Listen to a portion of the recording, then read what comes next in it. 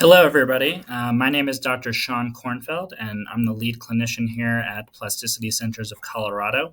And today I'm going to be presenting a case review about an individual who had post-concussion syndrome and came to see us. And the reason why we wanted to start presenting these case reviews is to really demystify what we do here at Plasticity Centers and really show you and the public and your family, our approach to helping individuals who have had brain injuries and other neurological challenges as well, and really just show you through some of our objective data, some of the before and after results that we're able to help people with too. So without further ado here, let's start by going over the history of this individual. Here we have a 47-year-old female with post-concussion syndrome who presented to the office after having symptoms for the past 2 years. She fell while bicycling and hit her head, and she's been unable to work due to brain fog, light sensitivity, and then fatigue as well. You'll see here in a second, some of her automatic systems are working so hard because of her injury that it's really contributing a lot to her fatigue. Previous treatment included vision therapy, occupational therapy, medications, supplements, craniosacral therapy, meditation, and then myofascial therapy as well. And this is not uncommon to what we normally see. Most patients have been to about 8 different doctors before finding us. So very, very common case of what we typically see. And, seeing that she's had symptoms for 2 years, it's very troubling. And you can definitely start to see how this can impact somebody's life. So first thing we like to do is really show the patient how their symptoms are progressing and how are they feeling overall too. This is a symptom severity score that mimics the SCAT-5.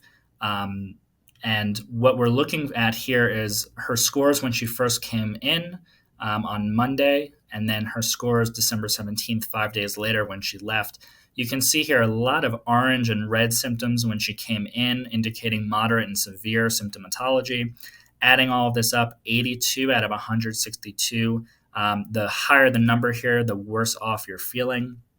And then you can see here, after treatment, after just 5 days, we see here an elimination of all the red symptoms or severe symptoms, some more moderate, but definitely ones that are improving and moving in the right direction, and overall leading to a symptom severity score of 30, coming way down from that 82 that she first had when she came in.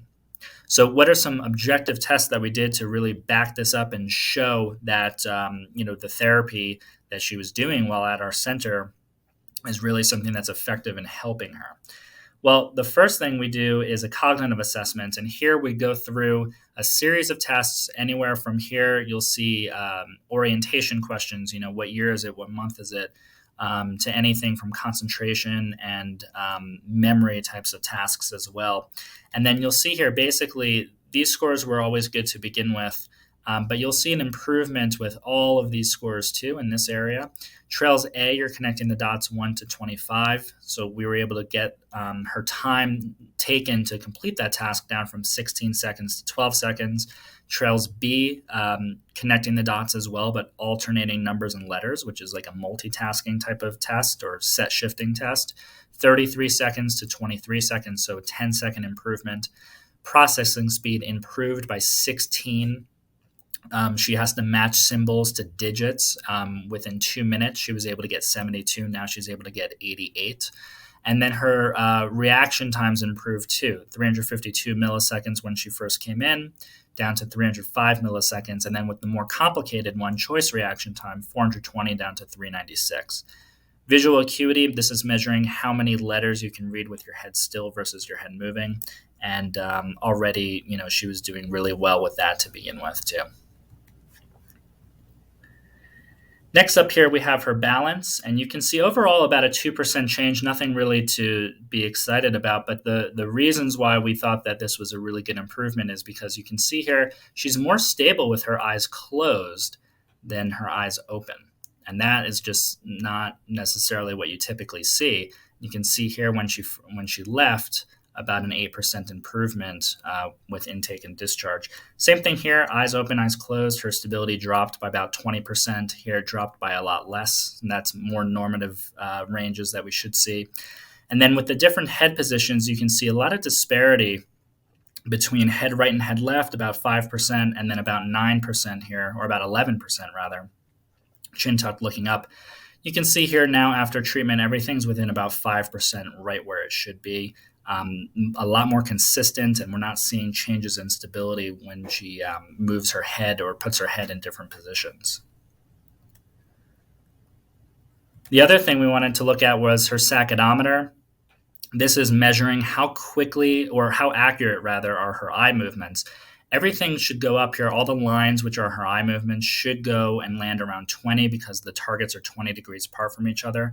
We can see here before treatment landing short of the target, which is going to create a lot of symptoms for her. And then after the treatment, you can see here that everything's landing right at 20 where it should be. So her eye movements are a lot more accurate. And since all of these automatic or under the hood types of symptoms are working a lot more efficiently and automatically, it frees up cognitive ability. And we can see here her response inhibition, 80th percentile when she came in, up to 94 percentile. Deductive reasoning, 46th percentile to 67th percentile. 36th percentile here to 55th for visual spatial processing. A slight dip here in short-term memory, 83 down to 72, but really the only outlier that we're seeing. Working memory, 68% up to 76th percentile, and then a huge increase with verbal reasoning, 58th percentile up to 99th percentile. So these are all steps that we took to really be able to help this individual achieve her goals and ultimately get back to work is the end goal there. And with her feeling a lot better, she really should be well on her way to achieving that goal. So I hope you enjoyed that case review. We're going to try to put more things out like this to, again, just show you guys, how we're able to help individuals. Maybe somebody who might be in a similar situation as well. But just look out for more of these in the future. And in the meantime, we hope to see you soon. Take care for now. Thank you.